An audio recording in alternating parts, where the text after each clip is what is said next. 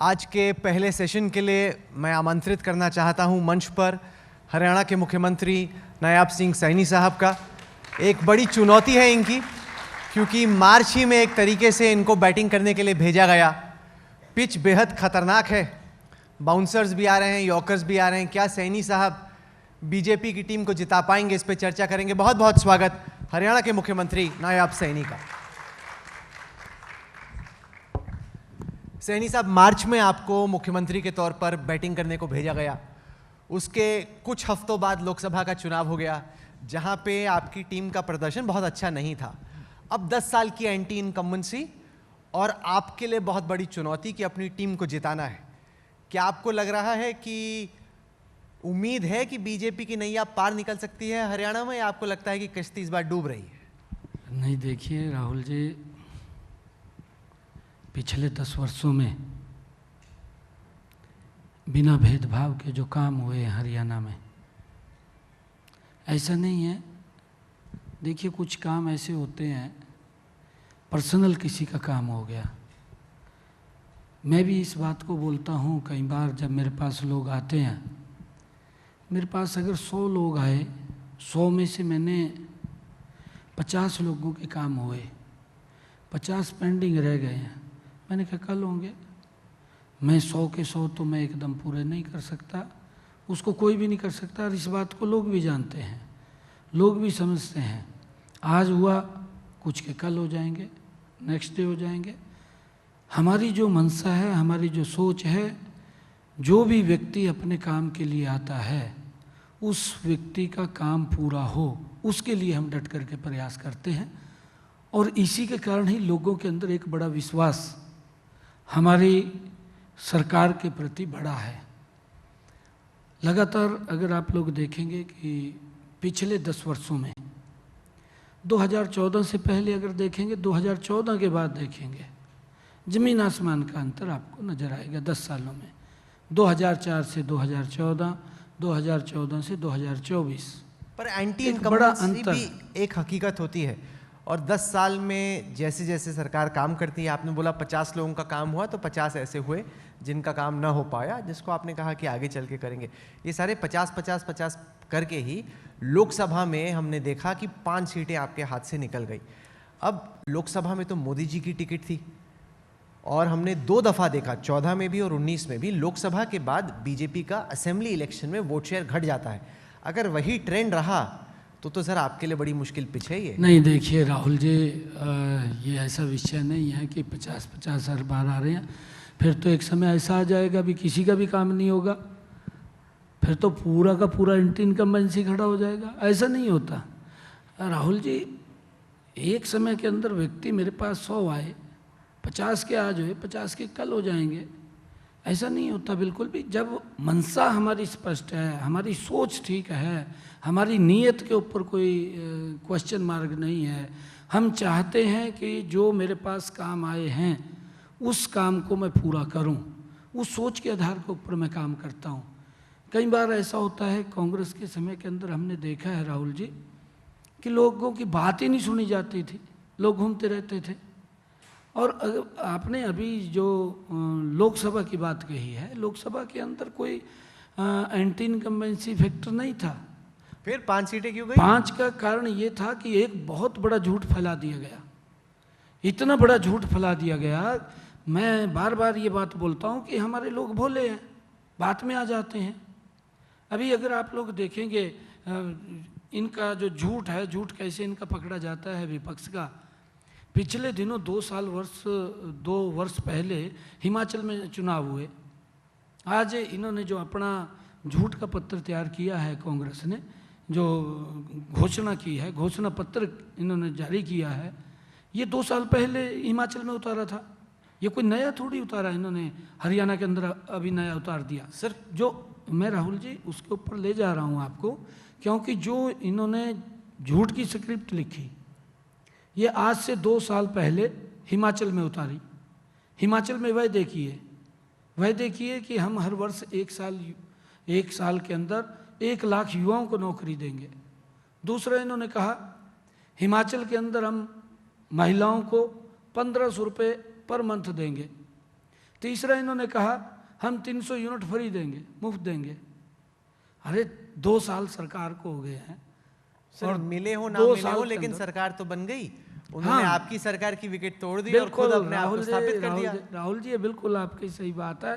इस बात को देश को भी समझना होगा, प्रदेश के लोगों को भी समझना होगा। हमारे हरियाणा के अंदर एक कहावत है, और वो कहावत है, लोग जो कहावत बोलते हैं हमारे बुजुर्गों की, ये तंत्र निकाल करके कोई ना कोई वाक्य आता है, और वो वाक्य है कि काठ की हांडी है, एक बार चढ़ेगी बार बार नहीं चढ़ेगी। एक बार तो उनका झूठ फैलेगा और झूठ फैल करके वो कहीं ना कहीं उसका नुकसान होगा, बार बार नहीं होगा। अब आप देखना राहुल जी, एक बार इन्होंने बोल दिया, इनकी मंशा क्या स्पष्ट हुई कि अगर तीसरी बार मोदी की सरकार बनती है तो ये संविधान को खत्म करेंगे, ये आरक्षण को खत्म करेंगे। और मंशा क्या स्पष्ट हुई है? मंशा ये हुई कि राहुल गांधी अमेरिका में जाकर के बोलता है कि अगर हमारी सरकार आ गई है तो हम आरक्षण को खत्म कर देंगे। एकदम स्पष्ट है। तो नहीं बोला उसने कहा, उन्होंने कहा कि जब भारत का समाज फेयर और जस्ट हो जाएगा, कि सबको बराबर से हक मिलेगा, उस टाइम पे हम इसके बारे में सोचेंगे। लेकिन ये थोड़ी कि आप तो, आपने बोला कांग्रेस ने झूठ बोला, अब आप भी वैसे वाला गेम कर रहे हैं। राहुल जी ऐसा नहीं है, आप उसकी बाइट्स निकाल करके देख लीजिए। मैंने सुनी, उन्होंने बोला कि India becomes a fair and equitable society, उस वक्त पे हम सोचेंगे। जवाहरलाल नेहरू ने पत्र लिखा मुख्यमंत्रियों को भी आरक्षण खत्म होना चाहिए, ये भी झूठ है क्या? वो तो संघ के बहुत सारे जो सरसंघ चालक थे नहीं, वो भी खिलाफ थे। झूठ है क्या? नहीं, वो सही बात है, मैं बोल रहा हूँ कि संघ भी तो खिलाफ ही रहा शुरुआत में। इंदिरा गांधी ने आरक्षण खत्म करने की वकालत की, राजीव गांधी की आधे घंटे की 1.5 घंटे की बाइट्स लोकसभा के अंदर पड़ी है आरक्षण को लेकर के। आरक्षण खत्म होना चाहिए।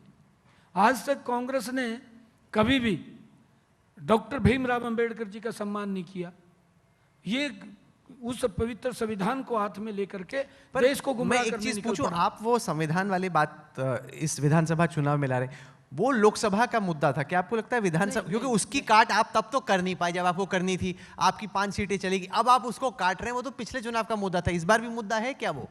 नहीं, देखिए, अगर कोई ये स्क्रिप्ट इस प्रकार के लिखते हैं या कोई बात करते हैं, उसके अंदर होता है कई बार हम भी उसको नहीं बांध पाते, भी इतना बड़ा नुकसान हो जाएगा, परंतु बड़ा नुकसान उसके अंदर उन्होंने किया है। हमारा ये है, एक विजन होना चाहिए, एक नीति होनी चाहिए कि हम किस विषय के ऊपर देश के लोगों को दिशा दे रहे हैं, खाली झूठ के ऊपर तो नहीं होना। इस बार की कांग्रेस की स्क्रिप्ट है जवान किसान पहलवान। उनका कहना है कि ये तिकड़ी है जो कि भाजपा की सरकार यहाँ पे खत्म हो, कांग्रेस की सरकार बनी, उसको सुनिश्चित करने के लिए वो फोकस करें जवानों के इश्यूज पर, किसानों के इश्यूज पर, और पहलवानों के कहना है कि तीनों में आप फेल हैं। राहुल जी, क्योंकि कांग्रेस ने हरियाणा के अंदर अभी हुड्डा साहब ने हिसाब मांगते हुए निकले, ये हिसाब मांगते हुए निकले, उसके अंदर ये भी इनका क्वेश्चन था जो आपने कहा है, जवान किसान और पहलवान तीनों के तीन कहा है। मैंने इनको तीनों के ऊपर क्वेश्चन पूछे, हुड्डा साहब को पूछे मेरे पास। मैंने एक दिन मैं मंडी का उद्घाटन करने के लिए जा रहा था पिंजौर में, मेरे गाड़ी में बैठे बैठे ध्यान में आया कि ये क्वेश्चन, ये हिसाब मांग रहा है, एक तरफा हिसाब मांग रहा है, ये भी 10 साल मुख्यमंत्री रहा है, कुछ क्वेश्चन इससे भी पूछने चाहिए। मैंने इसको पूछा, आप किसान की बात करते हैं, किसान हितैषी बनते हैं, आप 10 वर्ष तक मुख्यमंत्री रहे, आपने कितने किसानों की फसल को एमएसपी पर खरीदा? आप 10 साल मुख्यमंत्री रहे, आप किसान का फसल का प्राकृतिक आपदा से खराबा हुआ है, कितना मुआवजा आपने दिया है पिछले 10 वर्षों के अंदर? आप बताने का काम करें प्रदेश के किसानों को। और मैंने ये भी कहा कि हमने जवान के ऊपर जो ये बात कर रहे हैं, हमारे 10% जवान हरियाणा के आर्मी के अंदर हैं और उनकी रक्षा सुरक्षा के लिए वो देश की बॉर्डर के ऊपर खड़े हैं, दिन रात खड़े हैं। अभी मैंने एक क्वेश्चन इनको पूछा कि जम्मू कश्मीर के अंदर चुनाव चल रहे हैं, मेरे को बड़ी इस बात की पीड़ा भी हुई, चिंता भी हुई कि हमारे हरियाणा से काफ़ी संख्या के अंदर जवान आर्मी के अंदर हैं। नेशनल कॉन्फ्रेंस पार्टी जो चुनाव लड़ रही है, उसने अपने मैनिफेस्टो के अंदर लिखा, हमारी सरकार आएगी, धारा 370 को रिवर्ट करेंगे। दूसरा उसने लिखा, जो आर्मी की गोली से आतंकवादी मारे गए, उनको शहीद का दर्जा देंगे। तीसरा ये लिखा अपने मैनिफेस्टो के अंदर, जो अलगाववाद की नीति को बढ़ा रहे हैं उनको सरकारी नौकरी देंगे। ये आप अपना ही बोल रहे हैं, अलगाववादी की नीति को बढ़ाने से। अभी हम कश्मीर में थे पिछले आपके हफ्ते। सामने उन्होंने अपने मैनिफेस्टो में लिखा, मैं तो कुछ नहीं उसके अंदर का नहीं। अगर उसके अंदर मैनिफेस्टो में लिखा तो इन्होंने गठबंधन किया उसके साथ। मैंने हुड्डा साहब को कहा कि आप इसको स्पष्ट करें। सर मैं कि समझ रहा हूँ कि हुआ क्या। आतंकवादी को शहीद का दर्जा देंगे। कांग्रेस ने लोकसभा में आपके खिलाफ झूठ उड़ाया, वो झूठ चिपक गया आप पे। अब आप भी सोच रहे हैं कि एक दो पतंग मैं भी उड़ा देता हूँ, उसमें से कुछ ना कुछ तो चिपक जाएगी। नहीं, हमारा अलगाववादी को सरकारी नौकरी मिल जाएगी। आप भी क्या बोल रहे हैं राहुल जी? हमारी ये सोच नहीं है। हाँ। हमारी ये सोच नहीं है कि हम झूठ उड़ाएं। हमने जो कहा है उसको किया है। हम जो बात बोलते हैं, आप हमारा 2014 का मैनिफेस्टो उठा करके देख लीजिए, जो हमने संकल्प पत्र 2014 में जारी किया था, जो हमने 2019 के अंदर जारी किया था, हमने 100% उसको तो इनके इश्यूज पे आते हैं कि आपने जवानों का जिक्र किया। जवानों की मांग है कि अग्निवीर स्कीम में फेरबदल हो, या तो खत्म ही कर दी जाए, या फिर रिटेंशन जो हमारे सोल्जर्स हैं जिनको रखा जाता है 4 साल के बाद, उसकी संख्या बढ़ाई जाए। वो कह रहे हैं पहले ये तो करो। आप बोल रहे हो 370 आएगा। हरियाणा के जवान को ये कि भाई मेरी जब अग्निवीर की स्कीम खत्म होगी, मेरे पास नौकरी है कि नहीं, उसका जवाब दीजिए ना आपसे। देखिए राहुल जी, हमने इसके लिए स्पष्ट रूप से कहा है। हमने अपने कैबिनेट के अंदर भी उसको पास किया है। पास करके हमने अग्निवीर के लिए जो योजना बनाई है कि जो अग्निवीर 4 वर्ष के बाद वापस आएगा, कुछ तो वहीं रह जाएंगे, वहीं सेलेक्ट हो जाएंगे, परंतु जो वापस आएगा, हमने चाहे सी ग्रुप है चाहे डी ग्रुप है, हरियाणा सरकार की हर नौकरी के अंदर हमने 10% का उनका आरक्षण किया है कि कोई भी अग्निवीर अगर हरियाणा के अंदर आएगा वो फ्री नहीं रहेगा। उसको नौकरी के ऊपर हरियाणा सरकार की रखना ये हमारी सरकार की जिम्मेवारी है। प्राथमिकता के आधार के ऊपर हम उसको नौकरी पे रखेंगे। और अगर कोई अग्निवीर अपना बिजनेस करना चाहता है, अपना काम करना चाहता है, उसके लिए भी हमने ये योजना की है कि उसको 5 लाख रुपया बिना ब्याज के उपलब्ध कराएंगे। आप चूंकि हरियाणा से आते हैं, कितने सारे फौजी हरियाणा से आते हैं, क्या आपको लगता है कि अग्निवीर स्कीम में फेरबदल करने की जरूरत है? लोकसभा चुनाव से पहले आपके कई मंत्रियों ने कहा कि हम स्कीम को मॉडिफाई करने के बारे में सोच रहे हैं, उसके बाद कोई जिक्र हुआ नहीं इसका। मुख्यमंत्री के तौर पे क्या आपकी केंद्र से ये राय होगी कि इस स्कीम में थोड़ा जो 25% अभी रिटेंशन होती, कम से कम 50 तो होनी चाहिए? नहीं, देखिए राहुल जी, जब समय आएगा उस समय के अनुसार जैसे जैसे आवश्यकता पड़ेगी, उस आवश्यकता के अनुसार ही उसको फेरबदल भी होते हैं, उसके अंदर एडिशन भी होते हैं, उसके अंदर माइनस भी होते हैं। नहीं, कुछ एडिशन करने की जरूरत है कि नहीं? अभी समय के अनुसार मैं अभी योजना आई है, उस योजना के तहत अभी अग्निवीर हमारे पास जब आएगा हम उसको हरियाणा के अंदर रखेंगे। अगर उसकी तब आवश्यकता पड़ेगी, उसके अंदर कोई मॉडिफाई करना है, उसके एडिशन करना है, उसको माइनस करना है, करेंगे ना। उसमें दिक्कत क्या है? उसमें कोई दिक्कत नहीं है, परंतु समय आएगा तब। मैं देख रहा हूँ कि ये काफ़ी बच के बैटिंग करते हैं, कुछ गड़बड़ ना हो जाए, कुछ ऐसा ना बोल दिया जाए जिसमें दिक्कत हो जाए, लेकिन आप काफ़ी संभल के सुलझ के बैटिंग करने की कोशिश करते हैं। ठीक है। नहीं, दूसरा मुद्दा है सर पहलवानों का।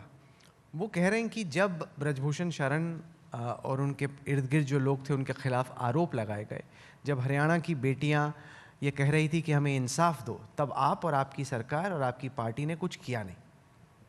राहुल जी, विनेश हमारी बेटी है हरियाणा की। जब ओलंपिक्स में हरियाणा की बेटी की कांग्रेस की बेटी है? आपके नेता तो कांग्रेस की बेटी बोलते हैं। नहीं, हम आज भी उसको अपनी बेटी मानते हैं। मैं आपको बताऊंगा राहुल जी, जब वो ओलंपिक्स में खेल रही थी और वजन ज़्यादा के कारण उसको बाहर किया गया, मेरा तुरंत ट्वीट आया, रात को ही ट्वीट कर दिया मैंने कहा कि विनेश हमारी बेटी है, हम उसके मॉडल को कम नहीं होने देंगे, हम उसके साथ खड़े हैं, उसको पूरा सम्मान हम देंगे। मैंने रात को ही ट्वीट किया। तो क्या सम्मान दिया? मैं तो उसका साक्षात्कार पढ़ रहा था, उन्होंने बोला, आपने देखा होगा, वो विनेश ने बयान दिया कि मुझे कहा गया कि ओलंपिक चैंपियन जितनी राशि जितना सम्मान मुझे दिया जाएगा, लेकिन आखिर मिला नहीं। वो तो कह रही है आपने कुछ दिया नहीं।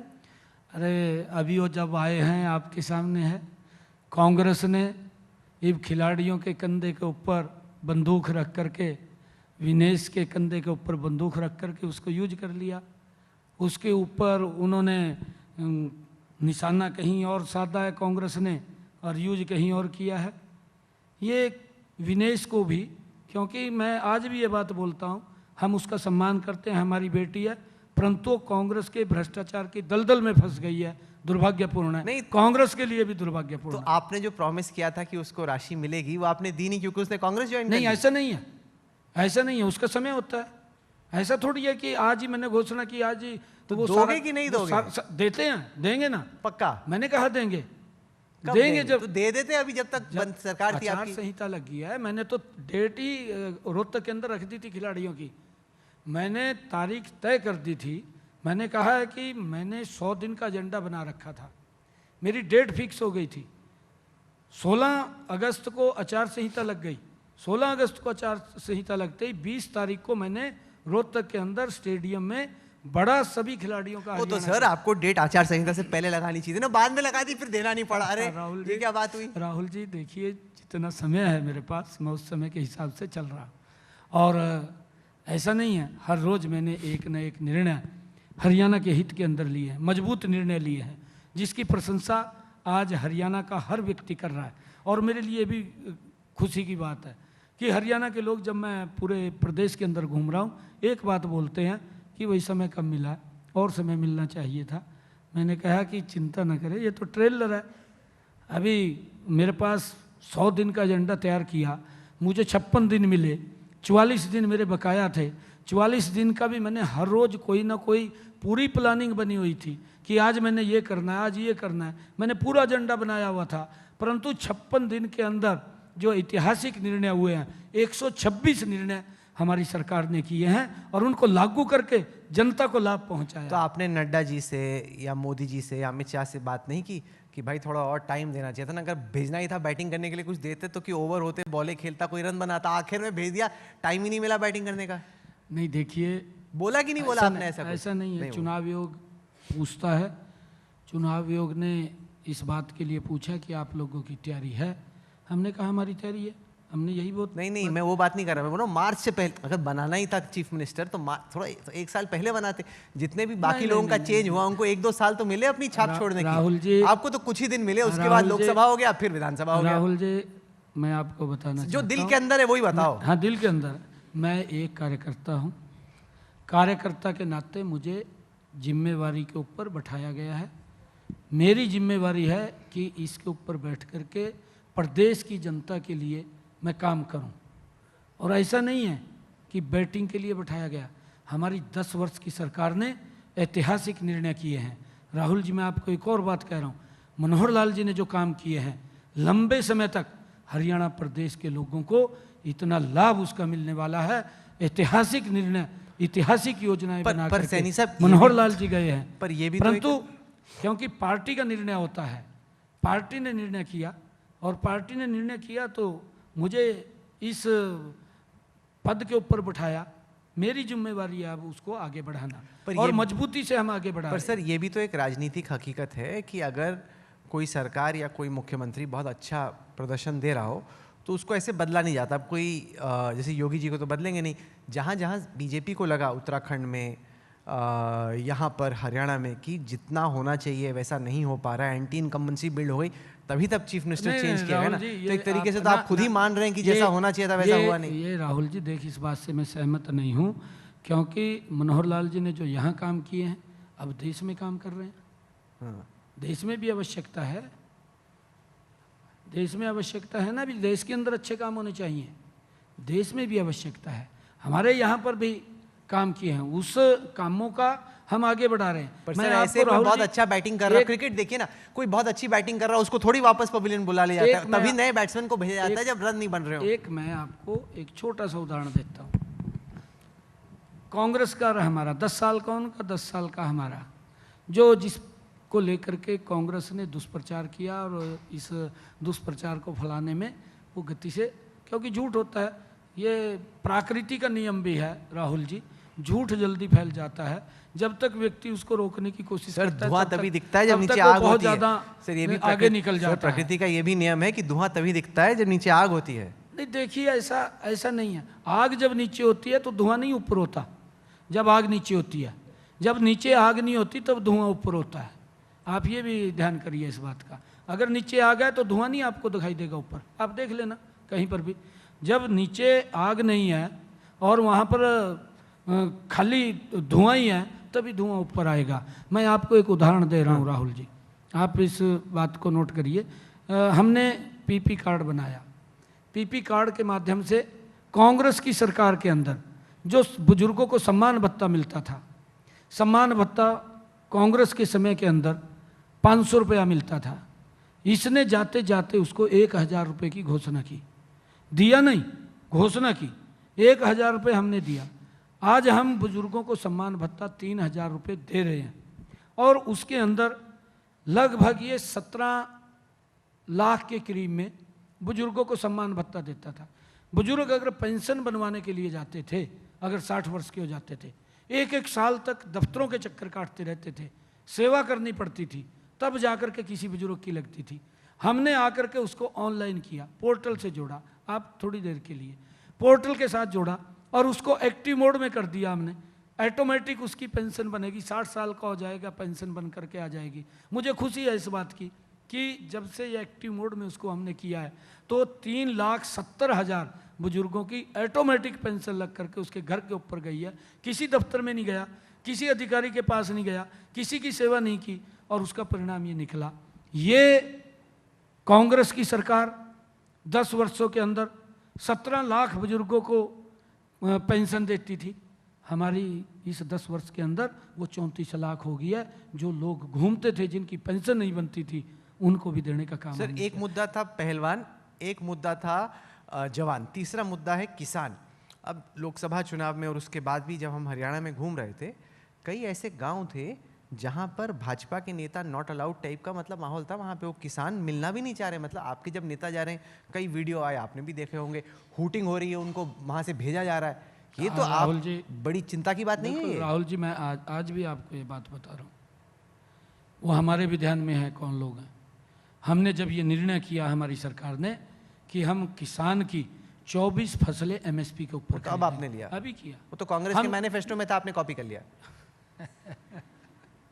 ठीक है, कांग्रेस भ्रष्टाचार की 10 साल आप सरकार में थे, 10 साल तो आपने किया नहीं, 24 किस फसलों राहुल जी, पे मैं MSP? अभी 2 रोज पहले पत्रकारों ने मेरे को पूछा कि हुड्डा साहब, कांग्रेस बोल रही है कि हमारा मैनिफेस्टो चोरी कर लिया। मैं कहा हमने मरना है उनका मैनिफेस्टो चोरी करके?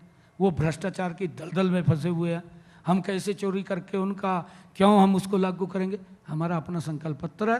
संकल्प पत्र हमने लोगों की, हरियाणा की 2,80,00,000 लोगों की भावनाओं को हमने उसके अंदर समाहित किया है और उसको धरातल के ऊपर उतारना वो हमारी जिम्मेवारी है।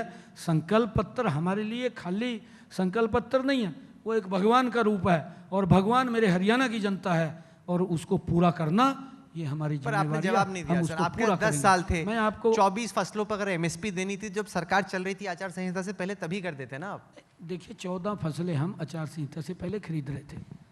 हमने 14 फसलें, हमने कांग्रेस को पूछा है भाई आप कितनी फसलें खरीदते थे वो बताइए। हम 14 फसलें खरीद रहे थे, भावांतर भरपाई सब्जी की फसल की दे रहे थे। अब हमने ये निर्णय किया कि हम 24 फसलें, जितनी भी किसान हमारे हरियाणा के अंदर उगाता है, सभी की सभी फसलों को हम एमएसपी के ऊपर खरीदेंगे। ये निर्णय हमने किया है और इस बात को लेकर के हमने यही तो इनको पूछा था कि आप ये बताइए कि आपने कितनी फसलें खरीदी और इसका परिणाम क्या निकला। राहुल जी, राहुल जी, जब हमने निर्णय किया, हरियाणा प्रदेश के जितने भी किसान संगठन थे, सब ने आकर के उसकी प्रशंसा की है कि हरियाणा ने ये बहुत अच्छा निर्णय किया। और उन्होंने तो इससे भी आगे बोला कि कांग्रेस ने इससे सीख लेकर के जहाँ इनके राज्य हैं, चाहे हिमाचल है, कर्नाटक है, तेलंगाना है, वहाँ पर भी इन्होंने किसान की फसल को एमएसपी पर खरीदना चाहिए। और उन्होंने एक और शब्द कहा कि केजरीवाल ये पूरा दिन इधर उधर की बात करता रहता है। उन्होंने केजरीवाल को भी नसीहत दी, सभी किसान संगठनों ने, कि वो पंजाब के किसानों की फसल एमएसपी पर खरीदे, जिस प्रकार से हरियाणा के अंदर। तो सर, अगर किसान हरियाणा का इतना ही खुश, आगे जा रहा हूं, मेरा सवाल कि अगर इतना ही खुश है तो जब भाजपा के नेता कहीं कहीं जाते तो वीडियो क्यों आता है कि किसानों किसान वोटिंग कर रहे हैं आपके नेता? वही जा रहा हूँ, मैं वही जा रहा हूँ। आप ये देखिए, अभी कल का विषय मैं बताता हूँ क्योंकि मेरे पास रिपोर्ट आती है। किसान संगठन प्रशंसा कर रहे हैं कि अच्छा किया है और उसके बावजूद भी कुछ कांग्रेसी व्यक्ति और किसानों का चोला पहन करके झंडा लेकर के खड़े हो जाते हैं। किसान संगठनों ने मना किया उनको फ़ोन करके कहा भी आप गलत कर रहे हैं, आप किसी को इस इलेक्शन के अंदर नहीं रोक सकते। परंतु हमें भी तो मालूम है ना कि वो लोग कौन है कौन लोग हैं। मैंने कहा कांग्रेसी हैं, किसान नहीं है वो। अरे किसानों का चोला पहन करके आ रहे हैं। किसान संगठनों ने मना किया कि भाई इन्होंने अच्छा काम किया, आप ये काम मत करिए। किसान संगठनों ने मना किया है, फोन करके कहा है उनको, उसके बावजूद भी सड़क के ऊपर। हरियाणा के किसान पूछ रहे हैं, कोर्ट्स भी पूछ रहे हैं कि शंभू बॉर्डर में आपने क्यों रोका? ये हुड्डा साहब को पूछना कौन है? हुड्डा साहब को यह भी मालूम है कि हमने जो भर्तियां की हैं, भर्ती रोको गैंग खड़ा किया इसने। किसका है वो? Jairam Ramesh chief election commission के पास चला जाता है और ये बात जाकर के एप्लीकेशन दे करके आता है जयराम रमेश कि हरियाणा के अंदर रिजल्ट निकाल रहे हैं, उसको ऊपर रोक लगाया जाए। ये युवाओं के विरोधी हैं, ये किसी भी युवा को ये देखना नहीं चाहते, ये पर्ची खर्ची के आधार के ऊपर नौकरी देना चाहते हैं। अभी जो ये झूठ का पुलिंदा लेकर के आए हैं, इनके विधायक की एक प्रतिक्रिया आई। क्या प्रतिक्रिया आई? कि हुड्डा साहब ने कहा है कि 2 लाख नौकरी देंगे, मेरा हिस्सा 2000 का है, मेरे हिस्से में 2000 आएंगी। क्या भ्रष्टाचार के आधार पर नौकरी देना चाहते हैं? क्या आपको लगता क्या है युवा जो मेहनत कर रहा है उसकी मेहनत को कुचलना चाहते हैं? उसके माँ बाप के अरमान को तोड़ना चाहते हैं? सर, अगर बीजेपी जीतती है तो क्या आपको लगता है कि फिर आप सीएम बनेंगे? क्योंकि कम से कम अनिल विज और राव इंद्रजीत सिंह कह रहे हैं कि भाई अब मेरी बारी आनी चाहिए। राहुल जी देखिए, मेरे पार्लियामेंट्री बोर्ड का निर्णय होता है। अनिल विज हमारे नेता हैं, राव इंद्रजीत भी नेता हैं, पार्लियामेंट्री बोर्ड तय करता है। उन्होंने अपनी इच्छा जाहिर की है, इच्छा जाहिर कोई भी कर सकता है, लोकतंत्र है। नहीं, पर इस बार आपके रेबल्स भी बहुत है। पहले बीजेपी की जो एक क्षमता थी पिछले 10 साल में कि रेबल्स को डरा धमका के, फुसला के, बहला के कि बैठ जाओ भाई, चुनाव नहीं लड़ना है। इस बार तो आप अपने खुद के ही रेबल्स को रोक नहीं पा रहे हो। 20 रेबल्स हैं। ऐसे नहीं, लगभग सब बैठ गए हैं।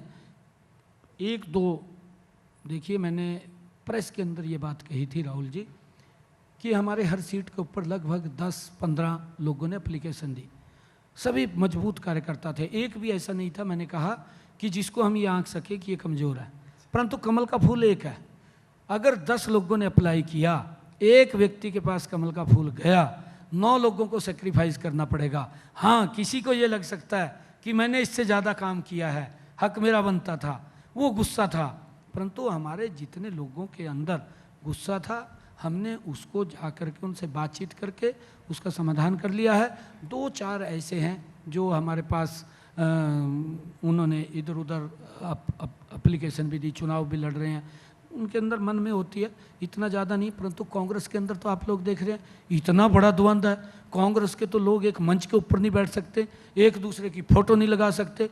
अगर किसी ने फ़ोटो लगा भी ली है तो इतनी हालत ख़राब है, एक रिवाइवल नहीं, मेरे ख्याल से 5-5, 6-6 हर विधानसभा के अंदर। कुमारी शैलजा जी को बुला रहे हैं अपनी पार्टी में? किसको? कुमारी शैलजा जी को? नहीं, देखिए कुमारी शैलजा कांग्रेस की नेता है और हमारा ये नहीं है, कांग्रेस की नेता के साथ साथ वो महिला भी है और प्रतिष्ठित मिला है, ऐसा नहीं है। अरे अगर उसने ये इच्छा जाहिर की है काम करते हुए पार्टी के अंदर कि मैं मुख्यमंत्री बनूंगी, तो उसमें कोई आपत्ति नहीं है। परंतु कांग्रेस में परिवारवाद है, कांग्रेस नहीं चाहती परिवार से बाहर निकलना। कांग्रेस के अंदर तो ये स्थिति है, कांग्रेस दलित विरोधी पार्टी है। इन्होंने डॉक्टर भीमराव, अपने दोनों आंसर्स देखो अलग है। अनिल विज साहब ने भी तो एक्सप्रेस किया कि मुझे बनना है सीएम। नहीं, मैंने कहा है जी भी कह रही वो कर सकते हैं। अगर मैं आपत्ति दर्ज करूं या मेरे को कोई ये महसूस हो, मेरे लिए ये नहीं है। मैंने कहा है राहुल जी कि मेरे को पार्टी ने इस पद के ऊपर बैठाया है, मैं मुख्यमंत्री के तौर पे नहीं, एक सेवा के रूप में मैं यहाँ बैठा। सर, एक आपके विरोधी, और मैं राहुल जी थोड़ा सा इसको आगे बता रहा हूँ, कांग्रेस पार्टी दलित विरोधी है। डॉक्टर भीमराव अंबेडकर जी का सम्मान नहीं किया। कांग्रेस के समय के अंदर मिर्चपुर कांड हुआ, कांग्रेस के समय के अंदर गोहाना कांड हुआ, कांग्रेस के समय के अंदर दौलतपुर कांड हुआ और कांग्रेस के समय के अंदर बरहाना कांड हुआ। इतने दलितों के ऊपर अत्याचार इनकी सरकार के अंदर किए, उनको आज तक न्याय नहीं मिला, उनको पलायन करना पड़ा। उनकी बेटियां, एक बेटी डॉक्टर बनना चाहती थी, उसके साथ क्या हाल किया, कितना दुराचार किया, उसको मार दिया गया, उसके अरमान दाब दिए, उसके माँ बाप के अरमान जो उस बच्ची को पढ़ा रहे थे। ये कांग्रेस के समय के अंदर था। मैंने पूछा कि आप हिसाब मांग रहे हैं, आपके 10 वर्षों के अंदर ये काम हुए थे, आप बताइए। अशोक तंवर इनका प्रदेश का अध्यक्ष, राहुल जी आपके सामने, आपने भी शायद इंटरव्यू लिया था अशोक तंवर का, गर्दन तोड़ दी, पूछने नहीं गया हॉस्पिटल में कोई भी।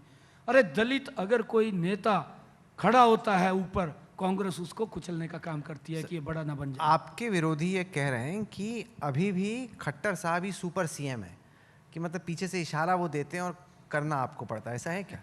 विरोधियों के पास मुद्दा तो कोई है नहीं। हाँ। यही अगर मैं हुड्डा को कहूँ कि हुड्डा साहब आपने अपनी कुर्सी बचाने के लिए, ये तो किसान बोलते हैं, मैं नहीं बोलता, हमारे हरियाणा के किसान बोलते हैं, किसानों की ज़मीन हड़प करके हुड्डा साहब ने दामाद को खुश रखा है। क्यों रखा है? क्या वो आज भी स्थिति वही है हुड्डा साहब की, कांग्रेस की? आज भी मैनिफेस्टो अगर जारी करते हैं दिल्ली में बैठ करके करते हैं, ऐसी क्या मजबूरी है कि हरियाणा कहीं दिखाई नहीं दे रहा था? अरे गुड़गांव में बैठ जाते, अगर उनको दिल्ली के अंदर कोई समय नहीं लग रहा था, गुड़गांव तो नजदीक था, मेरा एक सवाल यहाँ है, बैठ जाते, गुड़गांव यहाँ को से लेके। लॉन्च कर देते। सर जितने भी नेताओं से हमने बात की इस पंचायत के लिए, सब ने बोला कि यार ये पंचायत को आप गुड़गांव में ही करो, चंडीगढ़ से ज़्यादा बेहतर होगा, क्योंकि यहाँ पे आना ज़्यादा आसान है, 5 लोकसभा सीटें लगी हुई हैं, फाइनेंशियल कैपिटल है हरियाणा की। अगर इतना ही कुछ है तो गुड़गांव ही को आप हरियाणा की राजधानी क्यों नहीं बनाया था? राहुल जी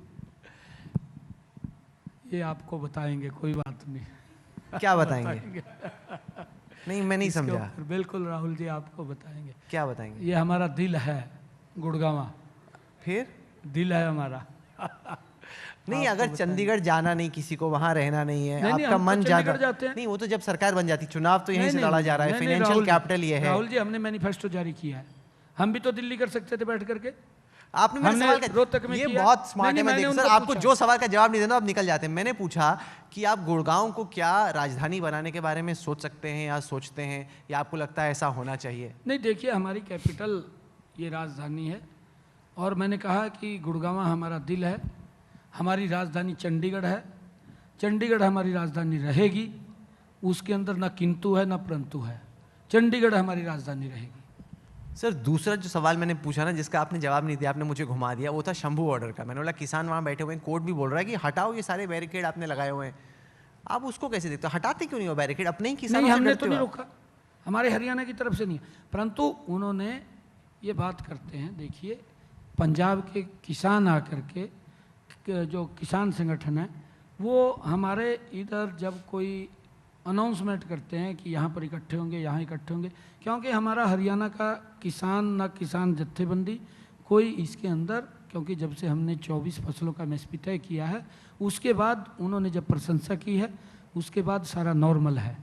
परंतु बॉर्डर के ऊपर उसको पंजाब का किसान भी समझ रहा है, हरियाणा का भी समझ रहा है। हमने वहाँ की सरकार को कहा था कि आप ये व्यवस्था करें, अरे आप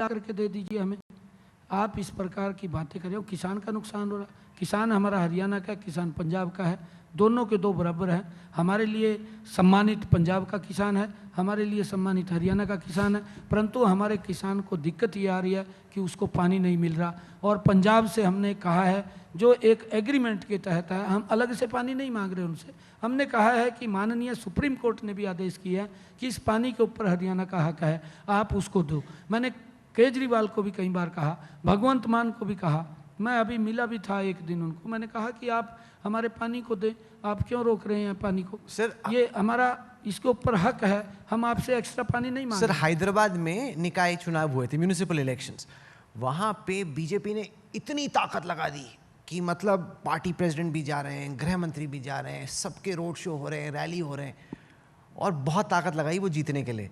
उतनी ताकत हरियाणा में तो आपकी पार्टी नहीं लगा रही। मैं देख रहा हूँ कार्यक्रम बन रहे हैं, कोई जा रहा है महाराष्ट्र जा रहा है, कोई जा रहा, ऐसा नहीं कि नहीं आ रहे, ऐसा नहीं, मैं नहीं कह रहा, पर जितनी ताकत एक शहर के निकाय चुनाव में लगा दी, उतनी ताकत तो हरियाणा में नहीं लग रही है।